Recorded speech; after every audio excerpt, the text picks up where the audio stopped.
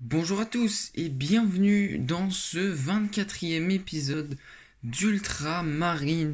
Et aujourd'hui, on commence les figurines peintes. Alors c'est vrai, cette Tactical Squad, ça fait quand même un moment que j'ai présenté la boîte.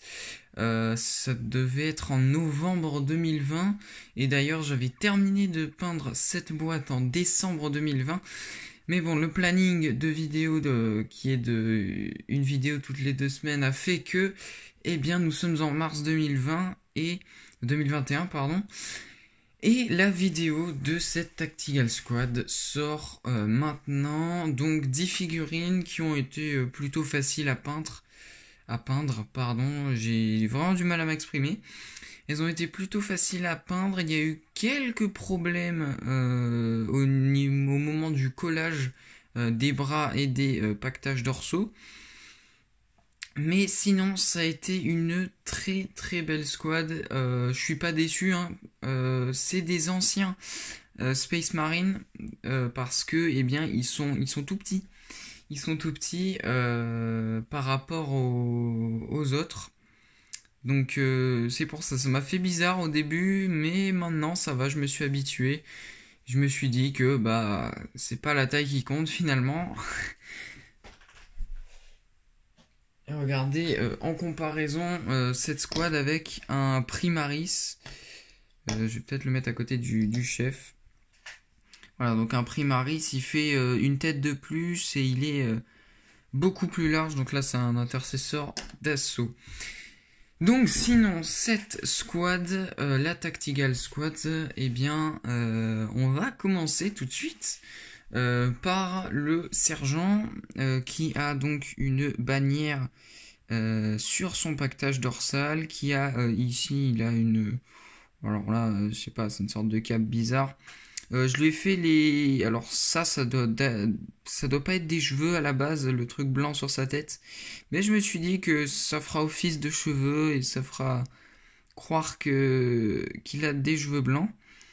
Voilà, donc ensuite on voit le derrière de ce sergent. Voilà, avec sa petite arme. Donc le sergent. Ensuite, on va passer aux 9 soldats de la squad. Oui, oui, il y a 10 figurines. C'est la plus grosse squad que j'ai dans ma collection. Mais ce ne sera pas la dernière, puisque il y en aura qui arriveront peut-être dans l'année, des grosses squads. Il faudrait voir. Voilà, donc c'est des pactages dorsaux assez différents. Ça fait plaisir, hein. Pareil pour les épaulières. J'ai essayé de mettre pour chacun des soldats, j'ai essayé de mettre une épaulière différente. Alors ça doit être l'épaulière de gauche là, comme vous voyez. Donc chaque soldat a la même épaulière de droite, mais à gauche ils n'ont pas tous la même. Voilà, donc ici une nouvelle figurine. Alors on voit pas très bien le doré au niveau des yeux et alors le focus, excusez-moi, on voit pas très bien le doré, mais bon, c'est comme ça. Voilà, regardez les pactages dorsaux aussi, hein, qui sont très variés. Donc ça fait vraiment plaisir d'avoir eu des figurines comme ça. Et là on arrive sur les figurines qui tiennent leurs armes un peu bizarrement. Et c'est parce que en fait je sais pas, sur la notice il y avait marqué que c'était une paire de bras. Et au moment du collage ça semblait pas, mais bon c'est pas grave, ça fait comme s'ils étaient en train de recharger ou de franchir un obstacle. Voilà. Donc celle-là, c'est la seule qui n'a pas l'aigle. Enfin non, la tête de mort avec les ailes dorées, il a des sortes de branches d'olivier. Donc voilà, vous l'avez vu, le pactage dorsal, encore qu'il y a un petit détail qui diffère des autres. Alors oui, il reste celle-là à faire. Donc celui-là, les casques aussi sont très variés. Et honnêtement, c'est une très très bonne squad, hein. Avec donc voilà des épaulières encore variées, des pactages dorsaux variés, des têtes variées. Honnêtement, C'est vraiment une bonne squad. C'est une squad modulable, hein, ça changera d'un individu à un autre. Celle-là, bah, forcément, c'est ma préférée avec le lieutenant, le sergent. Donc le pactage dorsal énorme, le bazooka. Honnêtement, j'ai eu du mal hein, à coller les deux bras, il voulait pas tenir au début. Ouais, et cette figurine, voilà, c'est ma préférée de cette squad avec le sergent. Ensuite, on a celui-là. Donc, lui, voilà, il n'y a pas eu de problème. Encore, voilà, l'épaulière, le pactage dorsal. Alors, oui, hein, il n'y avait pas.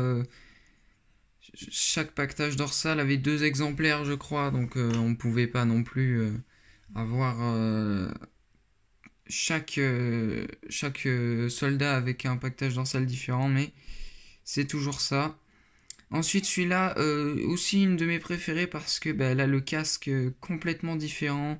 Les épaulières, il n'y a pas les dorures sur les côtés, honnêtement. Voilà, elle a des petits pics sur les genoux.